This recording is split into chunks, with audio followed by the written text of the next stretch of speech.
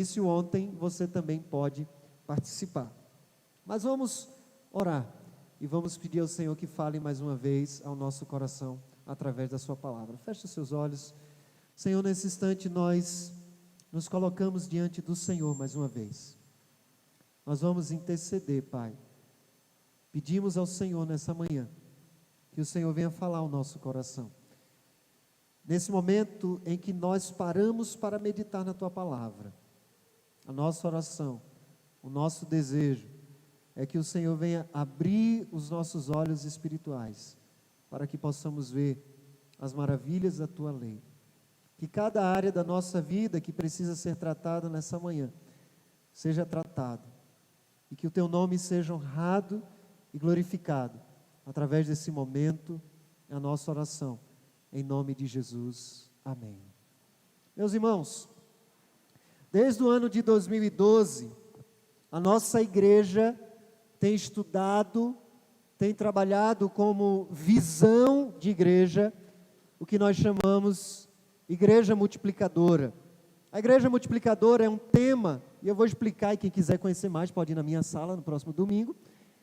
Mas a igreja multiplicadora, ela se define como a visão de multiplicação intencional, baseada em 5 princípios bíblicos de crescimento para a igreja local, com o objetivo de cumprir a grande comissão.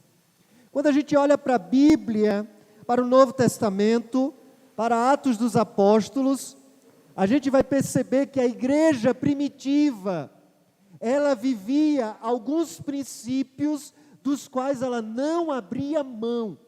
Um deles eu vou falar hoje, que é acerca da oração.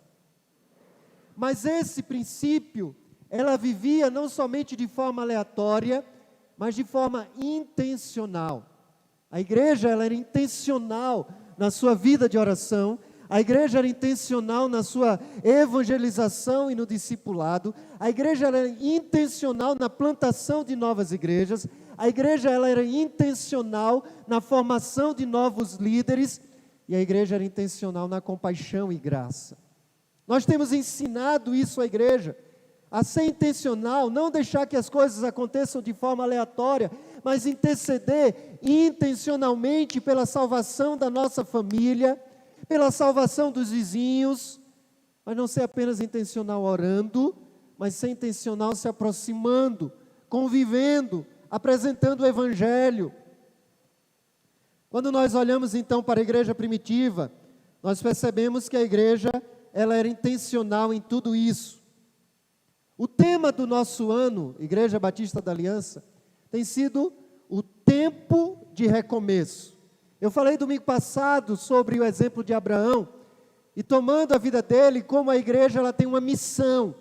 E depois de um tempo em que nós estivemos tão impedidos de fazer determinadas coisas, estamos orando e pedindo ao Senhor que esse ano de 2022 seja um ano de recomeço.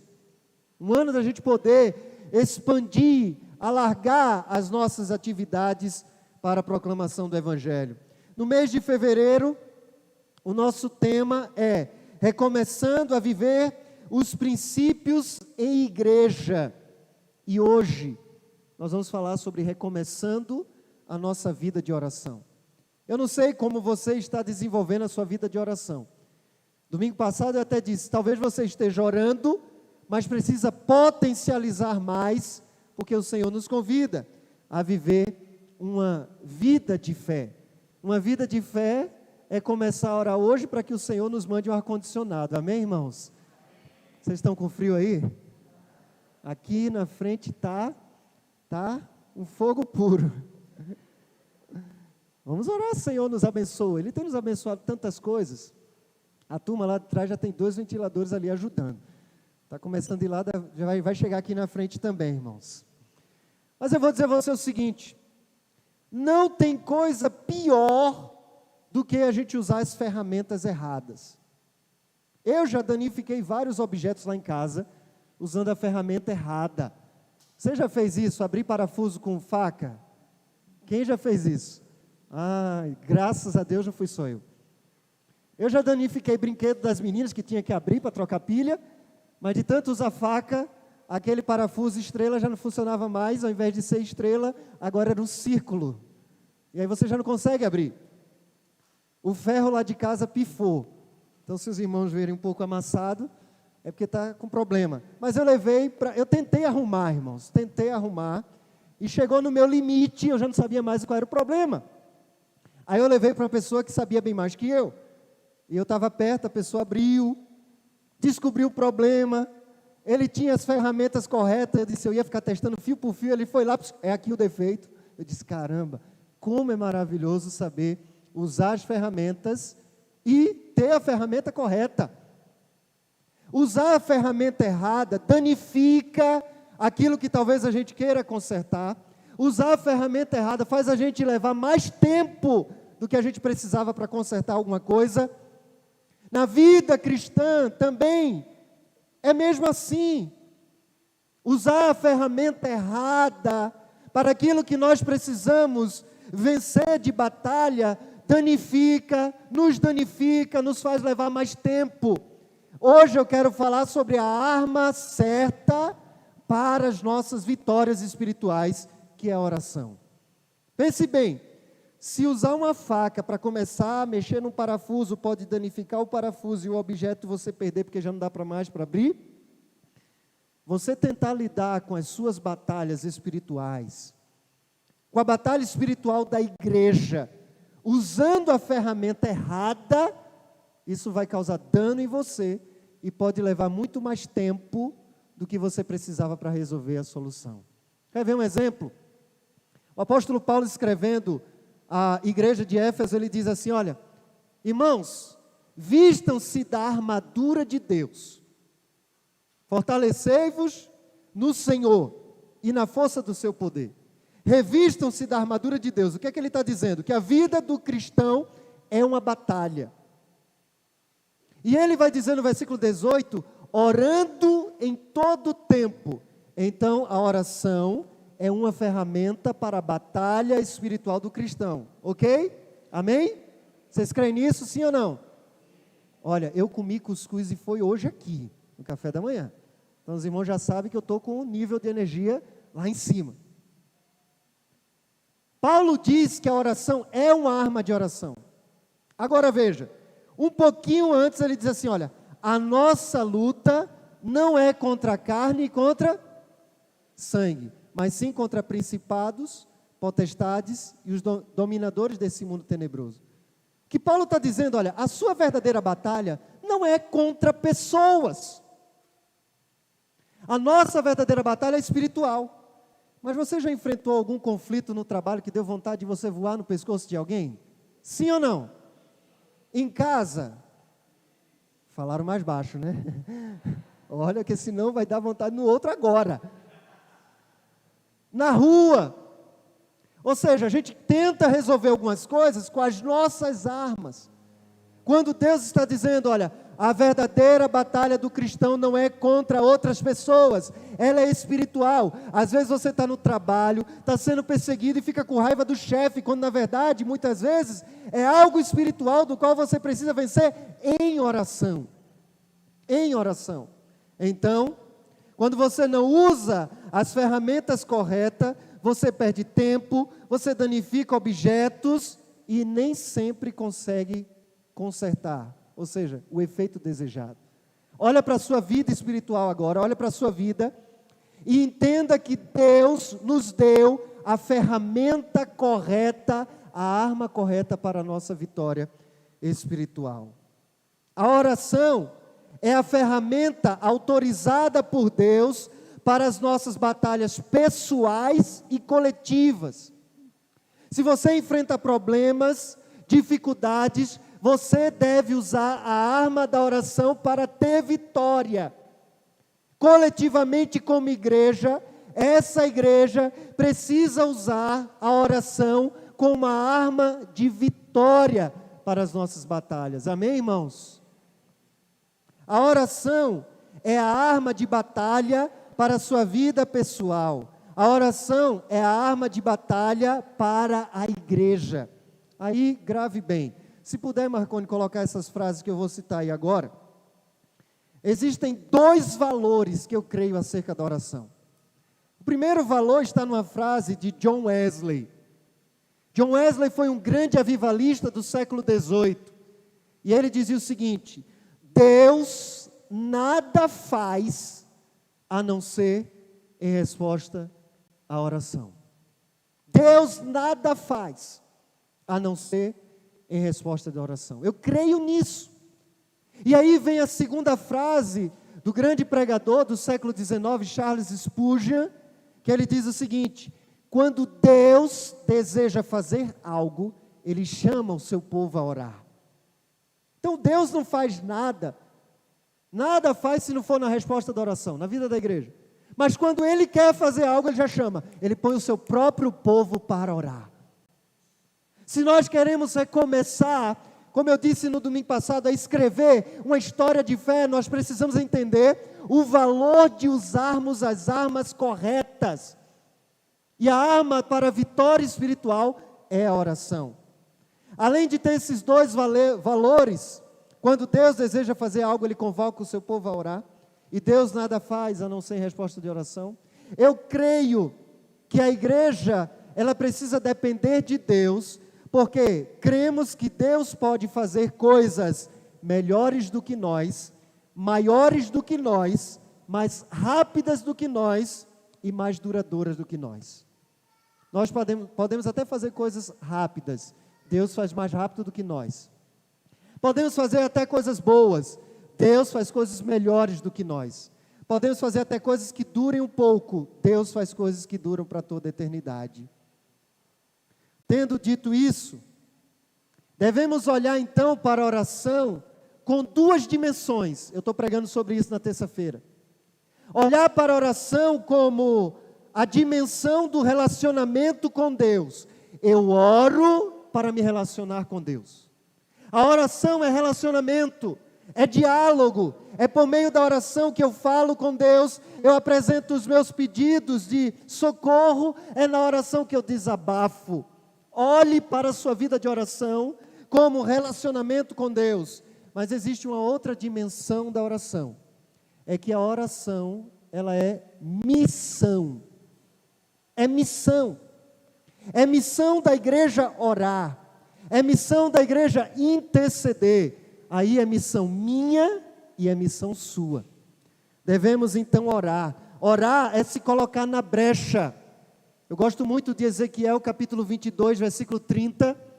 Quando Deus ele olha para o templo de Jerusalém e Ele diz assim, olha, busquei entre eles um homem que se colocasse no muro, na brecha, perante mim, para que eu não destruísse essa cidade.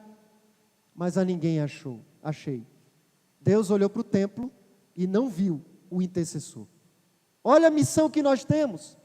Temos a missão de Deus olhar para a vida dessa igreja e sempre encontrar alguém em oração, em favor da terra, em favor dos perdidos. Então a oração tanto é relacionamento como é missão da igreja. Quando olhamos para a igreja primitiva, vemos também que a primeira atividade da igreja foi a atividade da oração. Quer ver? Olha na sua Bíblia, Atos capítulo 1, versículo 14. Atos capítulo 1, versículo 14. A palavra do Senhor diz: e todos estes perseveravam unânimes em oração com as mulheres, com Maria, mãe de Jesus, e com os irmãos deles. Atos 1.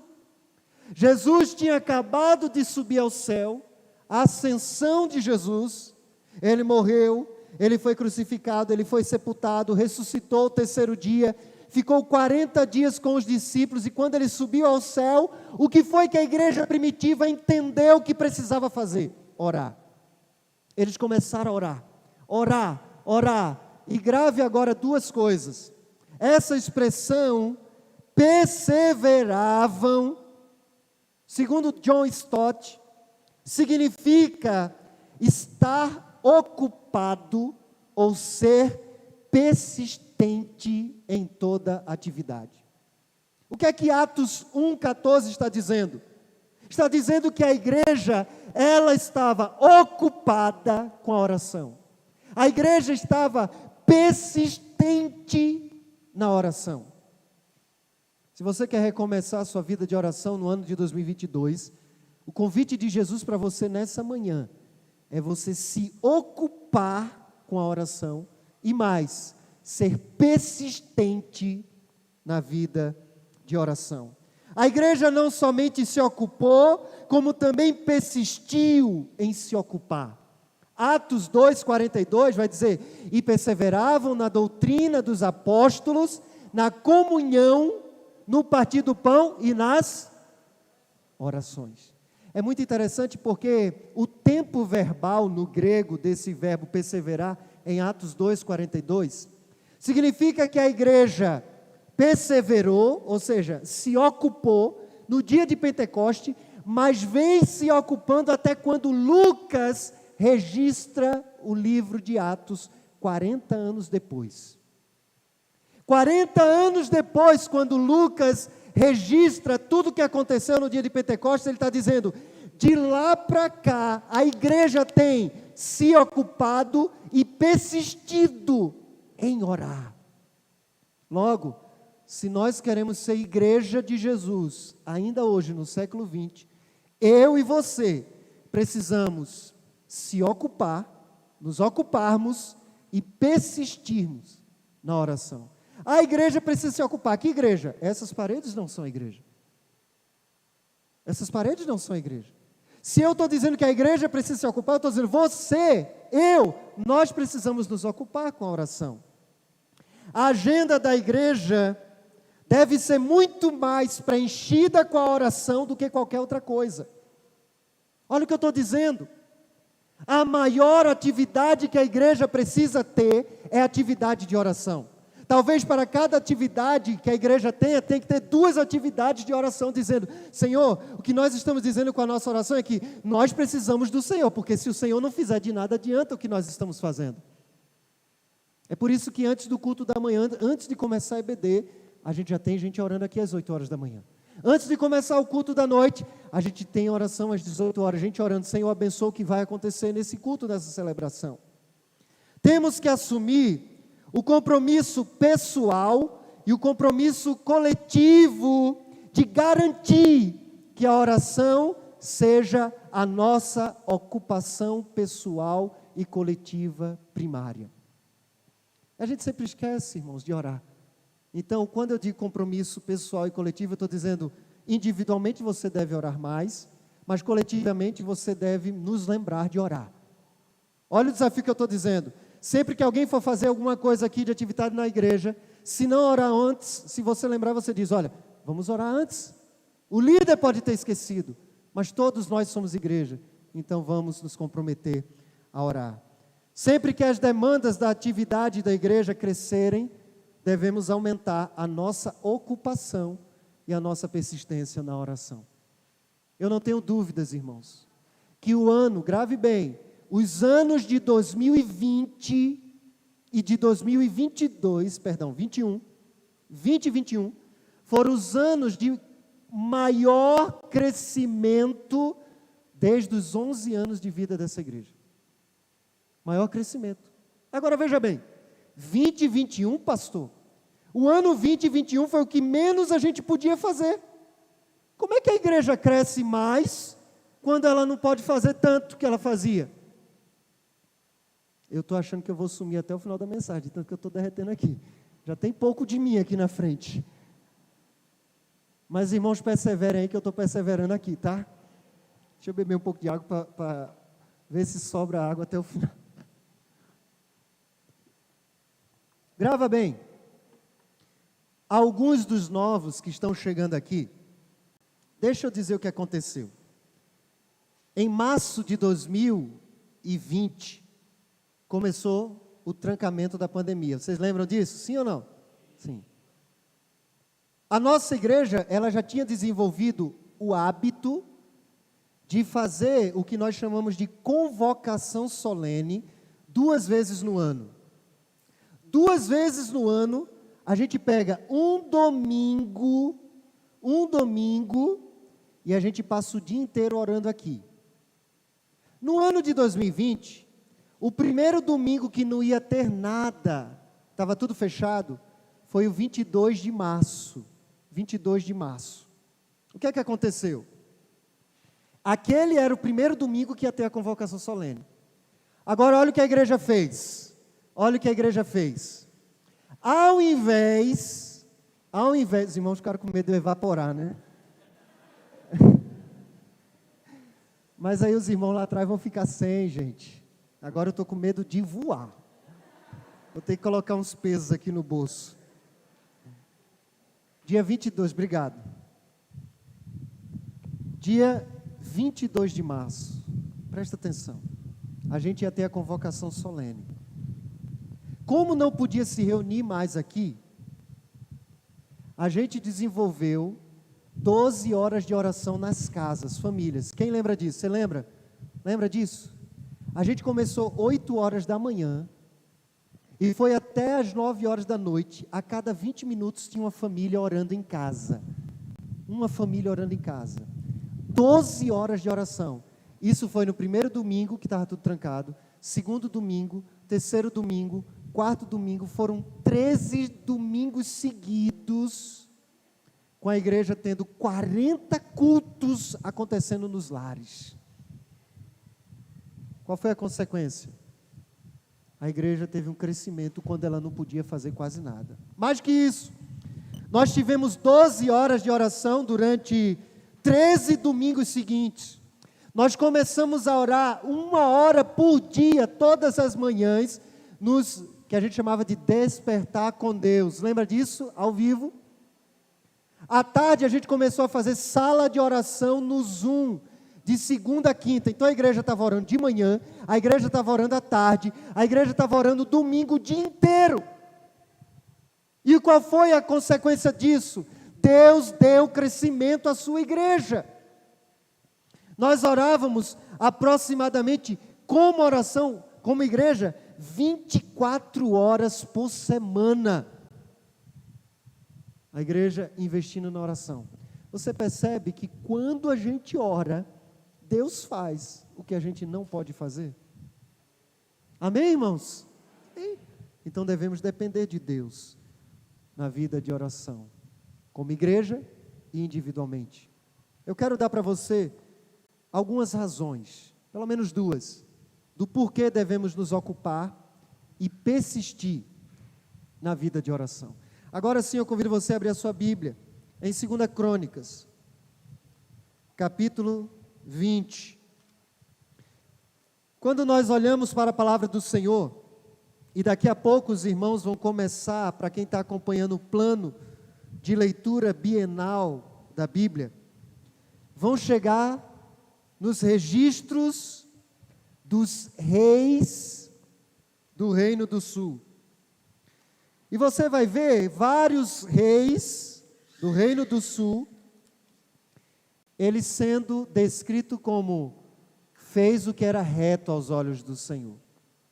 Vamos fazer uma retrospectiva. Primeiro rei de Israel, Saul. Logo em seguida veio Davi. Depois de Davi veio Salomão. O filho dele, Roboão. Quando Roboão estava reinando, o reino dividiu. Ficou Jeroboão no norte com 10 tribos e Roboão com 2 tribos no sul. As tribos do sul permaneceram fiéis ao Senhor. Os reis permaneceram fiéis. Ficaram fazendo o que era reto aos olhos do Senhor. Os do norte começaram a se desviar. Depois de Roboão veio seu filho Abias, depois veio o rei Asa, e hoje eu quero falar sobre o próximo, que é Josafá. A Bíblia vai dizer sobre Josafá que ele buscou o Deus do seu pai e obedeceu a seus mandamentos, em vez de seguir as práticas perversas do reino de Israel, o reino do norte. Então, Josafá, ele foi descrito como um rei que buscou a Deus. Ele fez uma grande reforma espiritual no reino de Judá. ele removeu a idolatria, ele promoveu o ensino da lei do Senhor. Foi maravilhoso quando eu estava lendo nessa última leitura, no capítulo 17, eu até escrevi aqui, ele enviou os primeiros missionários, porque ele pegou vários líderes e disse, olha, vocês vão em cada tribo de Israel, em cada vilarejo, e vocês vão ensinar a lei do Senhor. Os primeiros missionários ali na época de Judá, eles ensinaram a lei do Senhor. Mas, em determinado momento, Josafá recebe a notícia. E eu quero ler com você, 2 Crônicas, capítulo 20, do versículo 1 até o versículo 12. Diz assim a palavra do Senhor. Depois disso, depois de toda essa reforma espiritual, os exércitos dos Amonitas, dos Moabitas e alguns Meunitas declararam guerra a Josafá. Mensageiros informaram a Josafá, um exército enorme de Edom vem além do Mar Morto contra o rei. Já está em Azazon Tamar, isto é, em En-Gedi. Josafá ficou amedrontado com essa notícia e pediu orientações ao Senhor. Ordenou um jejum em todo Judá, e habitantes de todas as cidades de Judá vieram a Jerusalém para buscar a ajuda do Senhor. Josafá se pôs em pé diante da comunidade de Judá e de Jerusalém, em frente ao pátio do novo templo do Senhor, e orou: ó Senhor, o Deus de nossos antepassados, somente Tu és o Deus que está nos céus. Tu governas todos os reinos da terra, és forte e poderoso, e ninguém pode resistir a Ti. Ó nosso Deus, acaso não expulsaste os habitantes dessa terra quando Israel, Teu povo, chegou? Não deste essa terra para sempre aos descendentes do Teu amigo Abraão? Teu povo se estabeleceu aqui e construiu esse templo em honra ao Teu nome. Disseram: se enfrentarmos alguma calamidade, como guerra, praga ou fome, nos colocaremos em Tua presença diante desse templo, onde Teu nome é honrado. Clamaremos a Ti em nossa angústia, e Tu nos ouvirás e nos salvarás. Agora, vê o que fazem os exércitos de Amon, Moabe e do Monte Seir.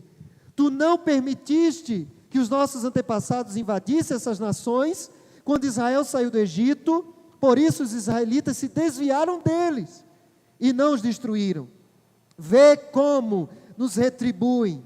Vieram nos expulsar da nossa terra, que nos deste por herança, ó nosso Deus. Não os castigarás por isso? Não temos forças para lutar com esse exército imenso que está prestes a nos atacar. Não sabemos o que fazer, mas esperamos o socorro que vem. Amém, irmãos? Olha que extraordinário. O rei Josafá agora recebe uma notícia terrível. Se você ler a história de Josafá, você vai ver que Deus tinha dado um tempo de paz a ele, aos reis anteriores, porque eles estavam sendo fiéis. E mais, Josafá ainda fez uma reforma espiritual. Mandou ensinar a lei do Senhor. Eu não sei se você já experimentou uma situação assim, quando você começou a fazer tudo certinho na sua vida espiritual, aí vem uma notícia ruim. Você até diz: puxa vida, mas eu tenho buscado a Deus. Parece que quanto eu mais busco, a situação fica mais difícil. Então fique tranquilo que não é só com você. Foi com Josafá, é comigo também. O exemplo de Jó é um exemplo para nós.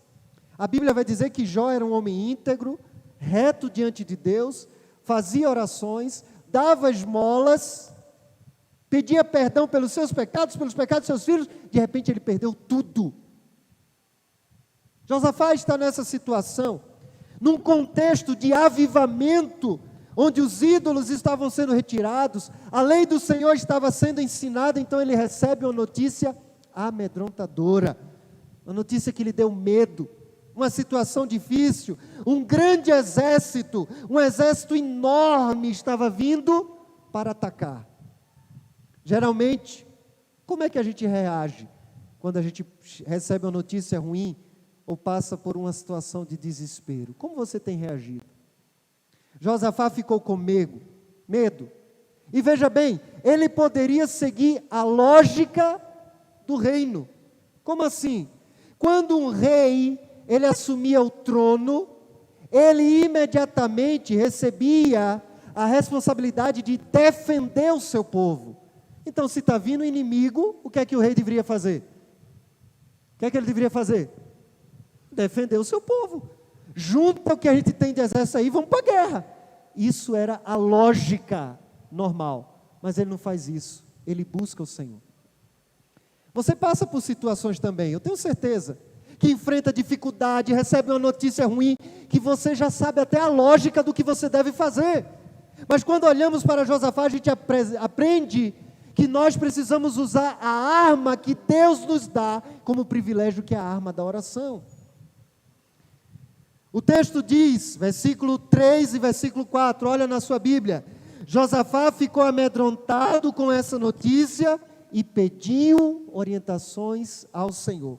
Por isso, a primeira razão para a gente se ocupar e persistir na oração é que a oração é a nossa arma de socorro.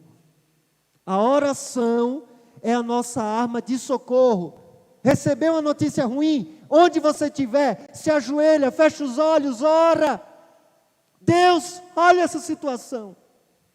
Se está angustiado, se está ruim, para o que está fazendo, fecha os seus olhos e ora a Deus.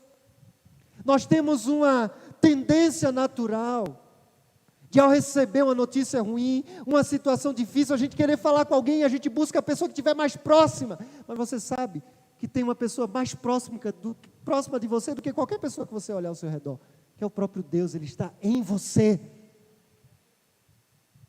Procura primeiro a Deus. Não usa a ferramenta errada.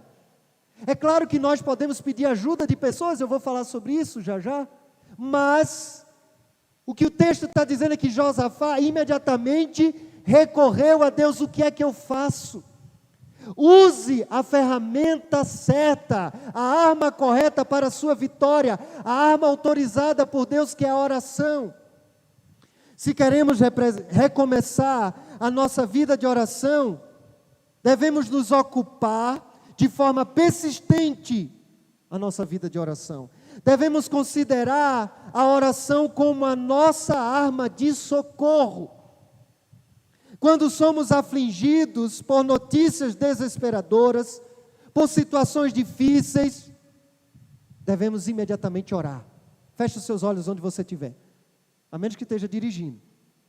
Você pode orar lá: Senhor, tem misericórdia. Ou encosta o carro em algum lugar, para e ora. Recorre ao Senhor.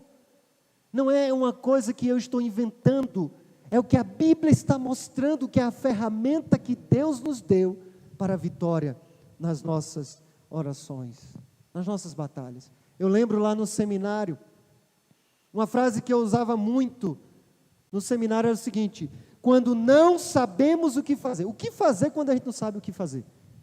O que fazer quando não se sabe o que fazer? E eu dizia: orar. Eu fui presidente dos alunos lá por 2 anos. Passei por circunstâncias difíceis, em que tinha que administrar alguns conflitos. E muitas vezes eu me via numa situação que eu não sabia o que fazer, e eu chamava a liderança, eu digo: vamos orar. E muitas vezes eu experimentei da gente orar, e quando terminava de orar eu perguntei: Deus falou algo a alguém? E sempre alguém dizia: eu acho que a gente pode fazer isso. Enquanto orava, Deus me deu essa estratégia, e sempre a gente foi vitorioso, sempre. Então, quando não se sabe o que fazer, o que devemos fazer? Orar. Ele responde às nossas orações. Devemos orar porque Ele responde. Devemos orar porque Ele nos ensina sobre isso. Em Oséias capítulo 14, versículo 8, eu estava lendo o livro de Oséias também, nós lemos no plano de leitura bienal, E olha o que Deus diz em Oséias capítulo 14, versículo 8. Ó Israel, fique longe dos ídolos. Sou eu quem respondo às suas orações e cuido de vocês. Sou eu quem respondo às suas orações. Por que recorrer primariamente a outras pessoas, se quem vai trazer a nossa verdadeira vitória é Deus? Use a arma certa. A oração é a arma do socorro, do desespero. E Deus está dizendo, olha, para de procurar ídolos, para de procurar uma solução paliativa, porque quem vai responder você sou eu. Quem responde sou eu. Quem cuida de você sou eu. Devemos orar porque Deus responde às nossas orações. É o que Ele ensina, é o que Ele promete. Vamos dizer juntos, Jeremias 33, 3. Clama a mim e responder-te-ei, e anunciar-te-ei coisas grandes e firmes, ou ocultas que não sabes. Vamos dizer juntos mais uma vez? Clama a mim e responder-te-ei, e anunciar-te-ei coisas grandes e firmes que não sabes. Olha o que Deus está dizendo, clama a mim, eu vou te responder. Clama, eu vou te responder. É muito bonito quando a gente lê a história de Moisés libertando o povo lá no Egito, né? Só que o capítulo 2 vai dizer que o povo estava clamando, Deus socorre-nos porque estamos sendo escravizados, Deus socorre-nos porque estamos sendo abatidos. E aí diz o texto, e Deus ouviu o clamor e levantou um libertador. Quer dizer, o libertador veio em resposta ao clamor, a libertação vem em resposta ao clamor. A sua salvação vem em resposta ao clamor de Deus. O seu livramento, a sua vitória. Devemos orar porque Deus responde. É o que Ele nos ensina, é o que Ele nos promete, e foi o que as pessoas da Bíblia experimentaram. O que é que a gente acabou de dizer no Salmo 18, versículo 1 e 2? Eu te amo, Senhor. Tu és a minha... O Senhor é a minha rocha, a minha fortaleza e o meu. Mas ele continua. Meu Deus é o meu rochedo, em quem encontro proteção. Ele é o meu escudo, o poder que me salva.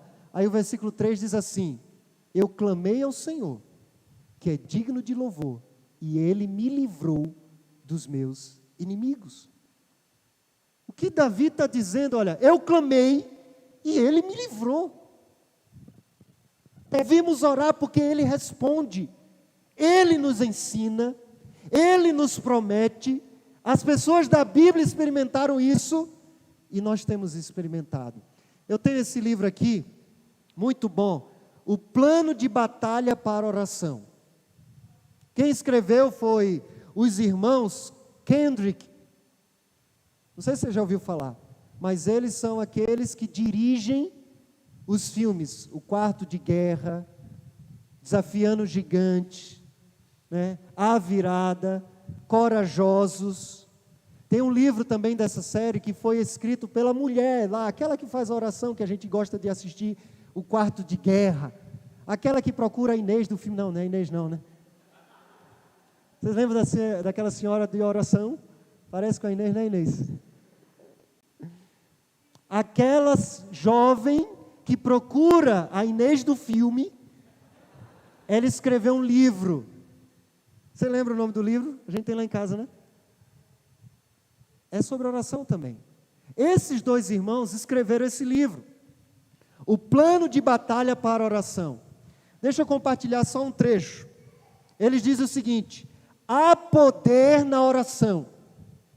Nós crescemos em um lar de oração, frequentamos uma igreja de oração e vimos Deus responder incontáveis orações específicas ao longo dos anos. Durante a década de 1990, quando nosso pai precisou de dinheiro para alugar uma unidade modular para a escola, ele orou para que Deus, de alguma forma, provesse os $7.000 necessários para abrir a unidade. Alguns dias depois, um casal inesperadamente apareceu em seu escritório e perguntou: a escola precisa de alguma coisa? O nosso pai lhe contou sobre a oportunidade da expansão e como ele vinha orando especificamente pela quantia necessária. Eles ficaram quietos, de queixo caído, e olharam um para o outro. Por quê? O marido disse: bem, estamos aqui porque acreditamos que Deus quis que nós trouxéssemos isso para você. Ele colocou a mão no bolso, puxou um cheque que já havia sido previamente preenchido no valor de $7.000. Exatamente o valor que estava sendo orado. $7.000. E pôs na mesa do nosso pai. Era a quantia exata pelo qual o nosso pai estava orando para que Deus enviasse. Deus ouve as nossas orações específicas, irmãos. Deus ouve, Ele ensina isso, Ele promete isso. As pessoas da Bíblia experimentaram isso, a igreja tem experimentado isso, nós estamos experimentando isso, irmãos. Eu lembro de um dia específico que eu e Milane precisávamos pagar contas. A gente paga também, não sei se os irmãos pagam conta. E teve um dia que a gente tinha que pagar a conta. E a gente não tinha o dinheiro. A gente se ajoelhou e fomos orar lá no sofá. E a gente orou. E quando a gente acabou de orar, a campainha lá de casa tocou. E a gente foi lá. E a gente atendeu um casal da nossa igreja, que nos deu uma sacola com abacate. E dentro tinha um envelope, exatamente com o valor que a gente precisava pagar aquela conta. Não sei se você acredita em Deus, mas eu acredito num Deus que responde às orações. Eu tenho experimentado isso. Nossa família tem experimentado. Essa igreja tem experimentado. Você pode experimentar um Deus que responde às nossas orações. Mas você precisa ser persistente. Você precisa se ocupar. Então, quando o medo nos toma, devemos orar. Quando a dificuldade se levanta, devemos orar. Por quê? Porque a oração é a arma certa para o pedido do socorro. Amém, irmãos? Segunda razão.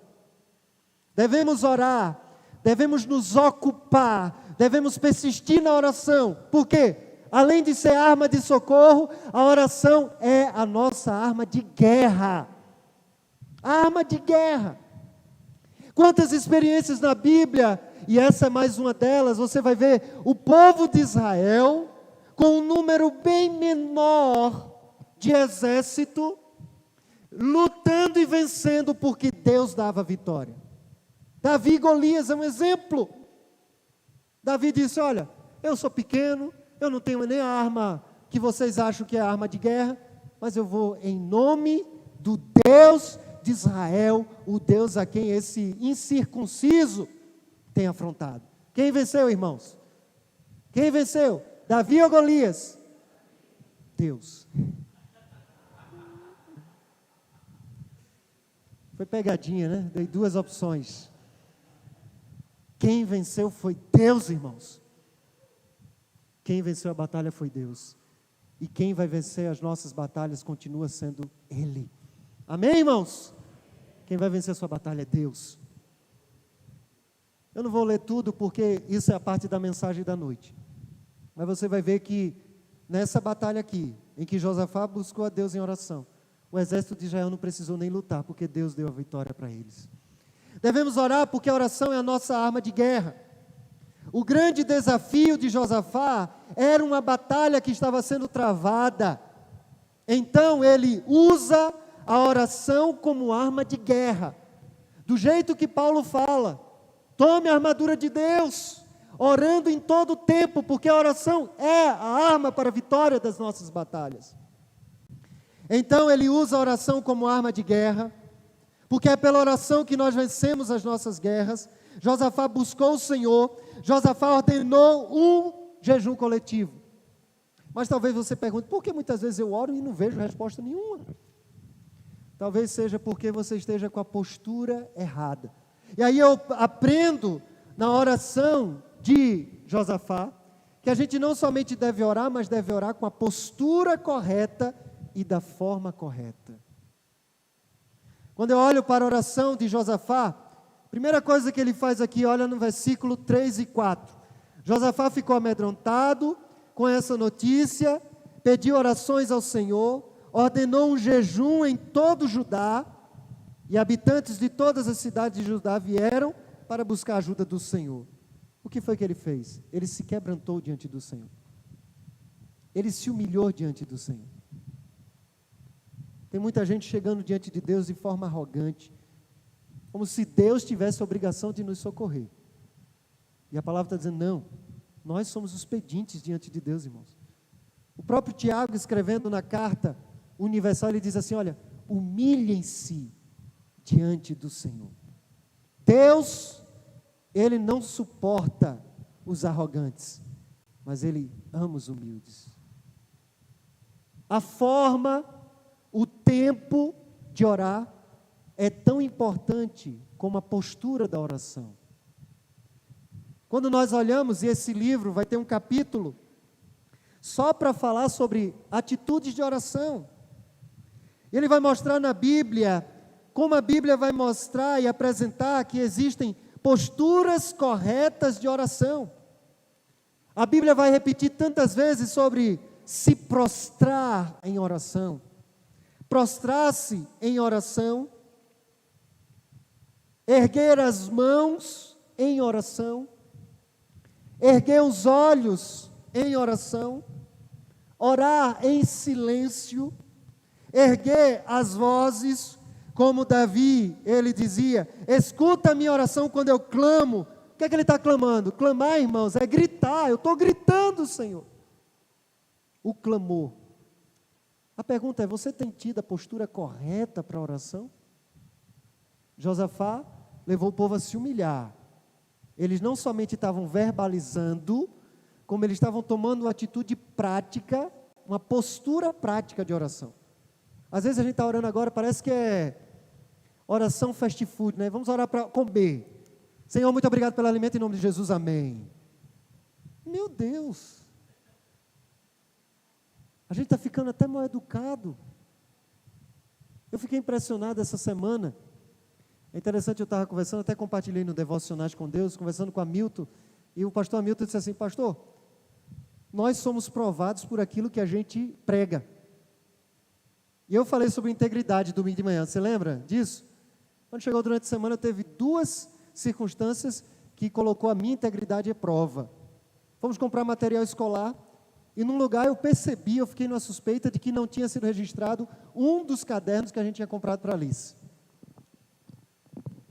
Imediatamente, o que é que a gente pode pensar? Ah, foi ela que registrou errado. Não, eu disse, olha, eu acho que está a quantidade errada aí. Já tinha passado, poderia ir embora e levar o caderno. Integridade sendo testada. Fomos na outra loja e compramos a mochila. E nessa outra loja, tem a tela que vai aparecendo o que está sendo registrado. Eu não estava prestando atenção não, mas de repente eu olhei e já tinha, acho que na hora que eu olhei, a menina deu o enter para dizer o total. E quando deu o total, estava dando valor, eu disse, eu tive uma leve impressão de que não tinha sido registrada a lancheira. Mas foi uma leve e rápida impressão. E eu disse, eu acho que não foi registrada. Ela, será? É. Aí ela foi olhar e não tinha sido registrado. De 129 passou para 167. A gente ia embora. Ninguém ia perceber, nem ela ia ser cobrada, porque ninguém ia descobrir que foi ela que não registrou. Irmãos, a gente estava comentando a Emilane. Ela registrou. E a gente pagou. Sabe o que é impressionante disso? Ela não disse nem obrigado. Ela não disse nem obrigado. Obrigado. Mas às vezes a gente está fazendo isso com Deus, irmãos. Quem aqui fica extremamente animado em ajudar quem é totalmente ingrato? Quem aqui fica animado em ajudar ingrato? Levanta a mão. Quem aqui tem prazer em ajudar pessoas que nos tratam com desprezo? A gente não tem por que Deus tem que ter conosco.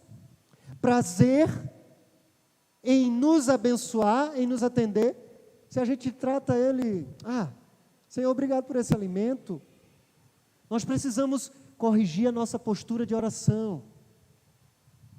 Agora, por que a gente está agradecendo? Porque a gente está dizendo que essa comida que tem aqui, não foi da empresa que eu trabalho, não. Porque se você for levar o fio da meada, tudo bem, veio da empresa. Porque eu trabalhei. Mas primeiro, você só trabalhou porque tem saúde. Você só trabalhou porque Deus deu emprego. O salário entrou na sua conta porque a empresa não quebrou.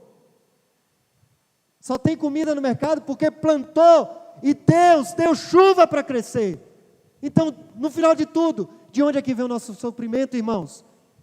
Do trabalho ou do supermercado? De Deus. Então não é orar para cumprir tabela, é dizer, Senhor, a gente tem um costume de orar alimento por alimento, porque da forma que você degusta a comida, a gente tem feito isso com a oração. Senhor, obrigado pelo feijão, pelo arroz, pela carne. Aí quando tem um monte de coisa é complicado, porque a oração fica um pouco mais longa, né? Quando vai a Ellen, meus irmãos, aí ela ora pelo feijão, pelo arroz, pela carne, volta para o feijão, aí vai para o garfo, para a faca, pelo Sansão, que é o cachorro, entra todo mundo. Mas ela está nos ensinando a orar. Será que você está com a postura correta de oração? Então, eu lembro, e esse livro fala de um exemplo, ele fala do exemplo de um jogador de golfe. Ele diz o seguinte: para atingir o maior potencial do lance da bola, o golfista estuda o tempo todo a postura correta para atingir o maior impacto. Se para lançar uma bola o cara fica preocupado com a postura dele, por que para orar a gente não se preocupa com a nossa postura diante de Deus? Eu estou com a postura correta? Eu estou de fato prostrado diante de Deus? Porque talvez a pessoa esteja de joelho, mas está com orgulho em pé. Mas talvez a pessoa esteja sentada completamente rendida de joelhos. A motivação está aqui no coração. Ontem acho que alguém perguntou a Milane se doía tocar violino, né? E ela disse assim, se você estiver na posição correta, não vai doer não. Mas se você estiver com a posição errada, vai doer. Vai doer e vai gerar consequências. A postura errada na oração vai doer porque primeiro a gente não vai ter a oração respondida, não vai ver o efeito. Devemos então assumir uma postura correta. Não só a postura, mas a forma de orar. Eu quero encerrar lendo novamente aqui, só o trecho da oração. Versículo 6, olha como Josafá orou. Senhor, o Deus dos nossos antepassados, somente Tu és o Deus que está no céu. Tu governa todos os reinos da terra. És forte e poderoso e ninguém pode resistir a Ti. Eu pergunto, Josafá está pedindo, orando e pedindo, ou está orando e adorando? Ele está pedindo ou está adorando aqui? Quer que eu leia de novo? Os irmãos estão na dúvida? Ele está começando a oração já pedindo ou está adorando? Adorando. A gente já chega diante de Deus, Deus, como se ele tivesse essa obrigação. Deus, eu estou precisando disso, daquilo. É claro que tem umas orações que são emergenciais, a gente vai correndo, né? Mas a oração é adoração. Começa, olha a forma de orar, começa exaltando quem Ele é. Sabe por quê? Quando você começa a dizer quem Ele é, você está reconhecendo até para a sua fé ser fortalecida. Ele reconhece quem Deus é. Ele se inspira nas promessas e experiências de outros. Somente nessa oração, ele cita o rei Davi, o rei Salomão, José e Abraão. Você só vê o nome de Abraão aí, mas ele está falando trechos de que Davi falou, do que Salomão falou, do que José experimentou. Ele fala que Deus tinha prometido a Salomão que se fizesse oração naquele templo ele responderia, e é o que ele faz. Devemos então orar para os exemplos bíblicos e assimilar para a nossa oração. O que é que ele termina? Versículo 10 e 11. Ele diz: agora, Senhor, vê o que fizeste os exércitos de Amon, Moabe e do Monte Seir. Tu não permitisse que os nossos antepassados invadissem essas nações, e agora eles estão querendo nos invadir. Então veja o que é que você deve fazer na sua oração: adorar, orar biblicamente. Orar biblicamente. Pegue textos da Bíblia e ore. Quando eu oro ao Senhor, eu digo: Senhor, a tua palavra diz: se o meu povo que se chama pelo meu nome se humilhar, orar, buscar a minha face, se desviar dos seus maus caminhos, então eu ouvirei dos céus, perdoarei os seus pecados e sararei a sua terra. Eu estou orando a oração que Jesus ensinou na sua palavra. Ore mais a Bíblia. Ore mais a Bíblia. E por fim, versículo 12, ele reconhece a sua fragilidade. Ele diz: Senhor, nós não temos força. Nós não temos força. Reconheça a sua fragilidade diante do Senhor. Meus irmãos, hoje somos convidados a nos comprometermos com a arma da oração. Comprometa-se em ter uma vida de oração. Quero convidar o Ministério Louvor para já vir aqui à frente. Tenha um encontro marcado. Coloca, olha, eu vou me encontrar com Jesus 7 horas. Não, eu vou me encontrar às 8. Eu vou me encontrar às 10, à meia-noite. Não deixa que seja um momento que sobrar do seu dia, não. Tenha um momento marcado com Deus. Faça uma lista de oração dos seus pedidos. Tenha uma lista de oração. Se envolva no ministério de oração da igreja. A igreja tem vários movimentos de oração. E vai aumentar mais ainda. Vai aumentar mais ainda. Um dos meus sonhos, os irmãos sabem, é a gente ter uma torre de oração aqui que fique 24 horas por dia orando. 24 horas. Nós estamos iniciando um novo momento de oração, que é durante o culto. A gente está aqui ouvindo a mensagem, agora tem gente orando lá durante o culto inteiro, um revezamento de 20 em 20 minutos. Você pode ir também. Se envolva no ministério de oração. Todo dia o Alcides coloca no grupo uma lista de irmãos para a gente orar. São famílias. Todos que são membros e congregados já estão sendo distribuídos ali, para cada dia alguém orar. Aqui na igreja, tinha um casal que não podia ter filhos. Eles não nos apresentaram a situação, a gente orou. E num momento assim muito específico, Deus disse: ore por ele, no dia dos pais. Eu chamei ele à frente, dei a lembrança do dia dos pais para ele. E naquele ano, a igreja começou a orar família por família, dia a dia. E a esposa dele, depois de fazer alguns tratamentos, engravidou. E ele disse para mim assim: pastor, eu tenho certeza que isso aconteceu exatamente no dia que a igreja estava orando por nós. Você acredita que Deus ouve orações? Amém? Se Ele quer fazer, Ele faz. Torre de oração. De meio-dia até meia-noite, a igreja está orando. Coloca lá o seu nome, está preenchido, mas pode ter mais gente orando na mesma hora. Fala: Alcides, coloca o meu nome. A gente coloca o nome, vários nomes pedindo oração. Coloca o seu nome para orar. Mães que oram, toda sexta-feira, 19 horas. Aliança com Deus, culto às 7h30. Oração antes do culto. 8 horas da manhã no domingo você pode vir orar.